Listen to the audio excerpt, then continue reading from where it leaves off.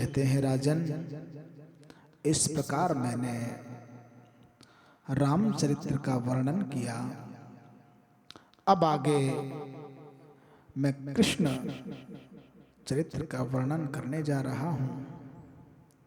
सावधान होकर के सुनो। यदुवंश में भगवान श्री कृष्ण का अवतार हुआ। उसी परंपरा में आहुक हुए। आहुक के पुत्र देवक हुए। देवक के 4 पुत्र और 7 पुत्री हुई। उन 7 पुत्रियों का विवाह वसुदेव जी के साथ संपन्न हुआ।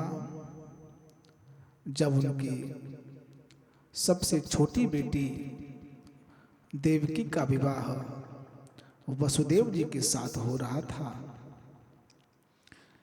बड़ी प्रसन्नता से विवाह पूर्ण होने के बाद कंस ने विदा करने के लिए अपनी चचेरी बहन को और जीजा को रथ पर बिठाया और स्वयं रथ की लगाम को पकड़ करके विदा करने के लिए चल दिया।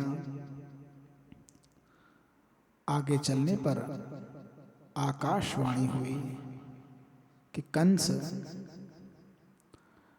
बड़े प्रेम में भरकर जिस देवकी को तुम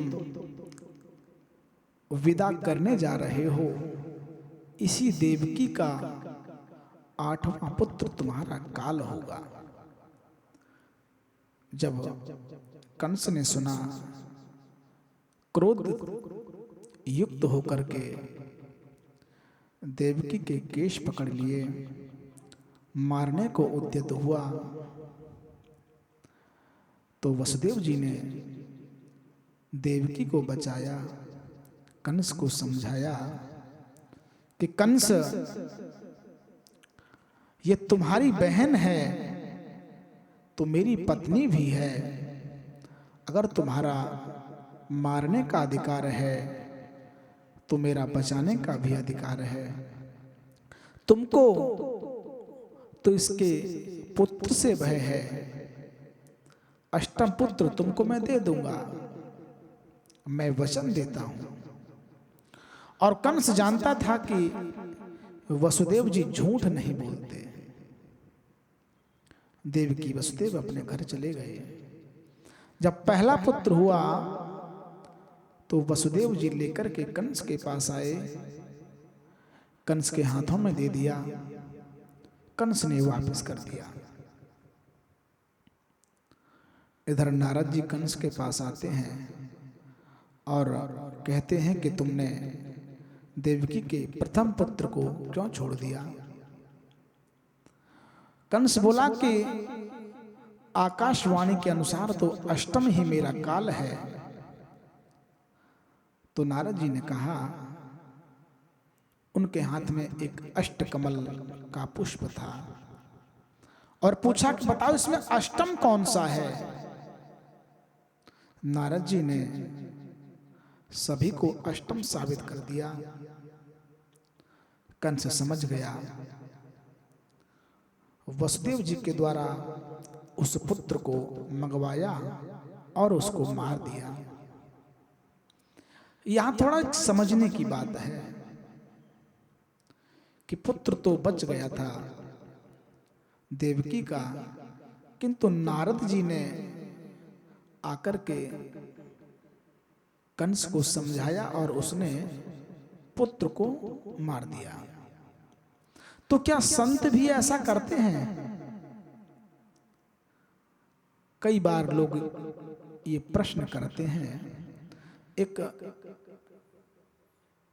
दृष्टांत देता हूं इस विषय पे। किसी व्यक्ति को फोड़ा हुआ, वो डॉक्टर के पास गया और कहा, डॉक्टर साहब ये फोड़ा हो गया है। डॉक्टर साहब ने कहा कि मैं दवाई देता हूं, 2 खुराक दवाई है, खा लो ठीक हो जाएगा। ठीक है, किंतु वो दवाई खाना भूल गया। डॉक्टर के पास दोबारा आया कि डॉक्टर साहब ये तो ज्यादा बढ़ गया। तो डॉक्टर साहब ने कहा अब तो इसका ऑपरेशन करना होगा। मरीज बोला तो ऑपरेशन ही कर दो।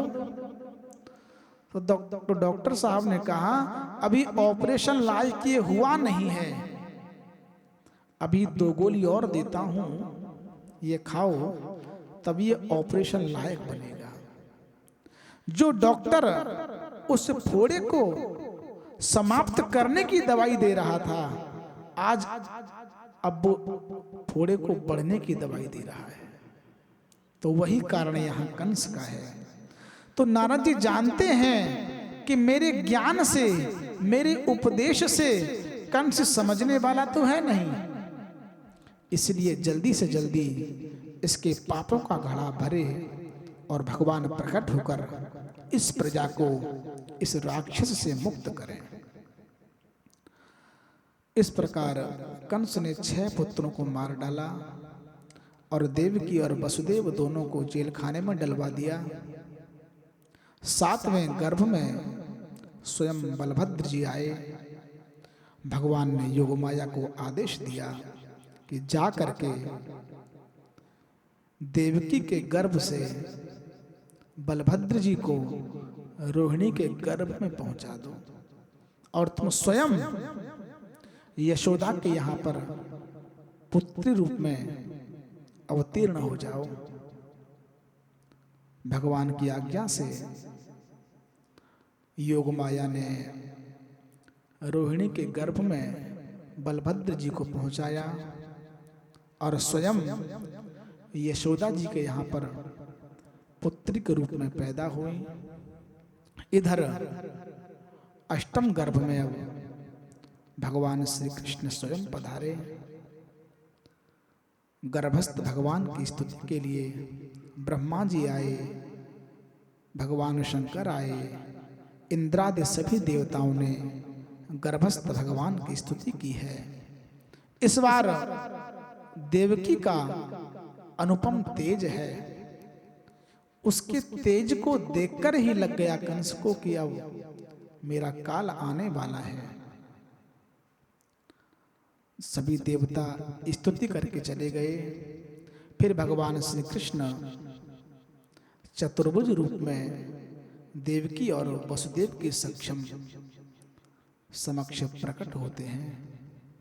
भगवान को देख करके देवकी और वसुदेव दोनों ने भगवान की प्रार्थना की, भगवान की स्तुति की और भगवान ने कहा कि मां देवकी अब तुम कंस से बिल्कुल मत डरो, अब मैं आ गया हूं। तब भगवान ने कहा कि मुझे गोकुल पहुंचा दो और वहां पर जो यशोदा जी की पुत्री है उसको आप लोग ले आओ। ऐसा भगवान ने आदेश दिया। देखते देखते भगवान एक छोटे बच्चे के रूप में परिणत हो गए। तब वसुदेव और देवकी दोनों बड़े प्रसन्न हुए। देवकी जी ने भगवान को स्तनपान कराया और भगवान का अवतार रात्रि में 12 बजे हुआ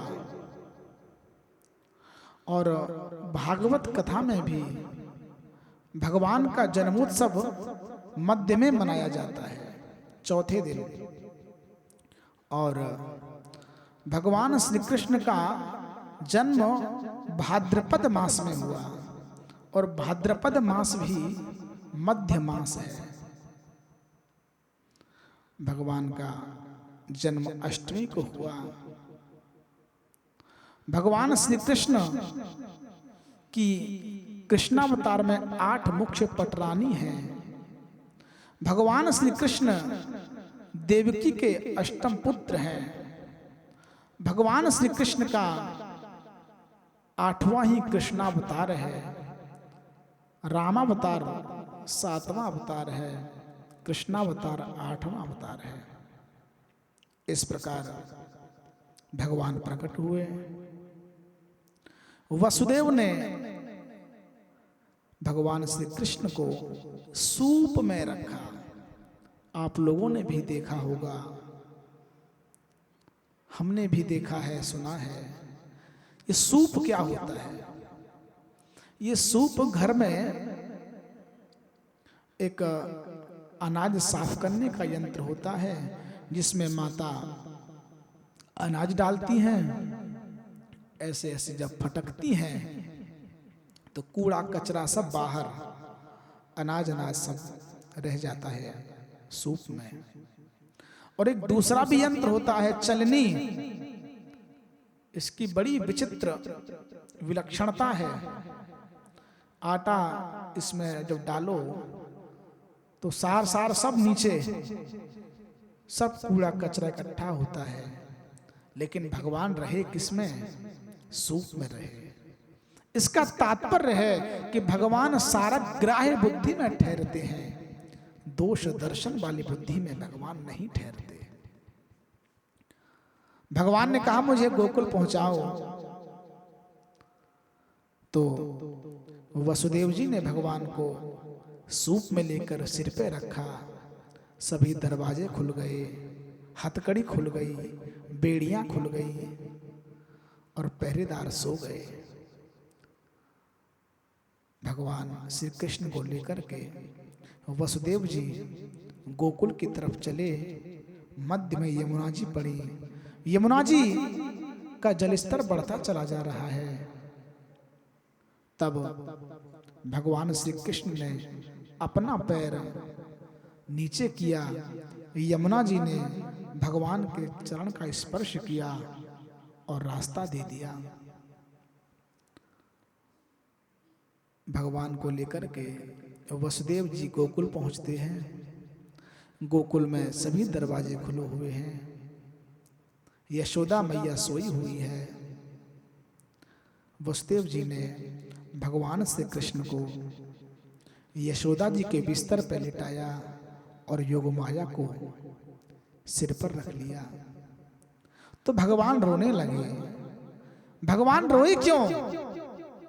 भगवान इसलिए रोए, भगवान इतने करीब हों और कोई जीव सोता रहे तो भगवान को रोना आ जाता है। भगवान रोए क्यों? भगवान इसलिए रोए ताकि यशोदा मैया जाग जाए। और कृष्णावतार में भगवान ने जगाने का ही काम किया है। रो रो करके माँ यशोदा को जगाते हैं, गीता का ज्ञान देकर अर्जुन को जगाते हैं और बंशी बजा करके गोपियों को जगाते हैं। और भगवान रोए क्यों? भगवान इसलिए रोए कि जब कोई जीव भगवान को सिर से उतार करके और भगवान की योग माया को सिर पे रखता है तो भगवान को रोना आ जाता है। वसुदेव जी ने योग माया को सिर पे रखा और कहां पहुंच गए? गोकुल।